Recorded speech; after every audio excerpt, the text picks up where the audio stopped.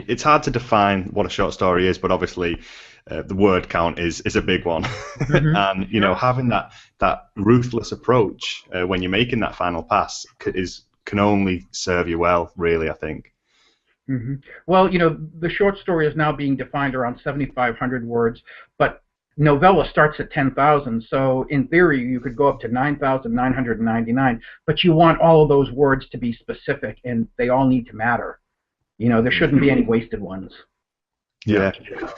And also what you said about kind of not repeating the same specific word every three paragraphs, was it? Mhm. Um, just does so much for keeping the reader engaged. I mean, we forget how much we're like pattern finding machines, and if we as a reader see sort of like the same word popping up, and as you say in three paragraphs, it's probably going to flag to your attention, isn't it? Mhm. But Well, that's a really sort of ruthless. Say every three sure. paragraphs, that can be hard. When I was invited to come on this show, which I really enjoyed since discovering it, I was thinking about, my favorite short stories, and one of them is Edgar Allan Poe's Murders in the Rue Morgue, the first murder mystery. I mean, the man created his own genre. And I recently reread that over the weekend, and as elegant and beautiful as his language is, it's very well metered out. There is no redundancy. It's a masterpiece. And so, with that as a starting point, I mean, we should all aspire as writers to want our prose to be that clean and that engaging and that elegant. Well, yeah, absolutely. And especially for writers, and I think the majority of writers who listen to this show are those who are trying to pursue this as a professional occupation. And if you're getting into the short story game, the anthology game, and putting this stuff out, when it comes across the desk, so like we had just under 200 submissions on the last anthology we were putting together. And so when you're reading that many, you've got to find the right one fast that really stands out amongst the rest of the crowd, and those ones that are well edited are the ones that speak to you. Absolutely. And if you think about, other anthologies getting, in advance of 2,000 submissions, imagine, the amount of time that it would take to go through all of those and to find the gems among, the ones that aren't going to make it. So, I really think it does help a writer to think in that mindset.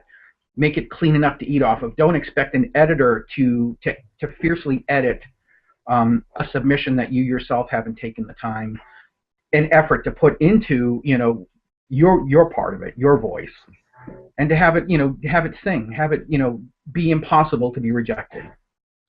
Yeah, because when you're doing it that way, when you're putting that much effort into it, yes, those pieces shine, and it's really easy to look at too, and you're like, this one here, I mean, it might have a couple good ideas in it, but they just spent no time trying to make it really shine. And as a publisher, that's something, you're immediately like, well, I don't want to have to work on all this extra work, to make that what it would need to be included in this anthology. Sure. And editors really do appreciate it when you put in the effort to make it absolutely clean enough to eat off of. So I've had that said to me so many times, and I think that's really good, good practice Mm-hmm. to put into. Let's talk about the hook and the importance of being able to grab the attention of the reader early on and to hold them through that short story. Well, I was thinking when we were discussing my coming on the show, I was thinking about a story that I recently sold to a murder mystery crime anthology that's debuting in February at the big journalists crime writing, the crime journalists convention in Boston this coming February. It's called Murder in the New England Newsroom, and like you, this editor was deluged with submissions, far more than could be in one anthology of 16 maybe stories. My opening line for that, the hook that got him in, was the opening sentence, which was, "Stare out the same window long enough and you're destined to see something." And after that, the story just went right into the murder mystery, the secrets. The story's called Exhuming Secrets on a Hot August Day. And the editor, who got deluged, came back and said, from the moment I read that opening sentence, I knew you were going to send me on a thrill ride. And apparently I didn't disappoint, because it's one of 16 stories coming out in this anthology. One of the things that I really strive to do with my writing, whether it's short stories or longer versions, is to not have any dead space, not have any slow space, not have any downtime, unless it's intentional. There was a time a couple of years ago I was writing a novel where my characters were all standing around posturing.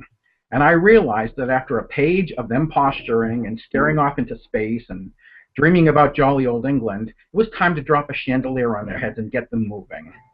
One of the things that I try to do is to keep the story constantly in motion. So from the moment the guy is staring out the window and he sees what he sees, the mystery kicks off, and it never stops and it never slows down. One of the responses I got from the editor was that, you had me so completely hooked on this story. It was, the pages were turning, and the atmosphere was like the classic Southern Gothic writers. And I'm up here in the North, so I thought that was kind of a neat little sidebar. But the story, at 6,700 words, when I, fiercely edited that story back in June for submission, I made sure that there were no dead spots. There were no, places where a reader was going to be bored. And if I was bored by anything that happened in the story, I could pretty much gather that the reader was going to be bored and either flip pages or move on, and I didn't want that. So I started in the thick of the inciting incident, which starts the action, and I just kept it moving, whether it was the emotion was moving or the kinetic energy of the mystery itself was moving. I just made sure that there were no dead points. And if there were dead points, they got edited out. If they were not necessary, they went. And I think that's, if you can start with a great killer first sentence and then, live up to it with every sentence between that and the end, you're going to sell your story. You're going to hook your reader. You're going to hook your editor. And people are going to go looking for other work by you.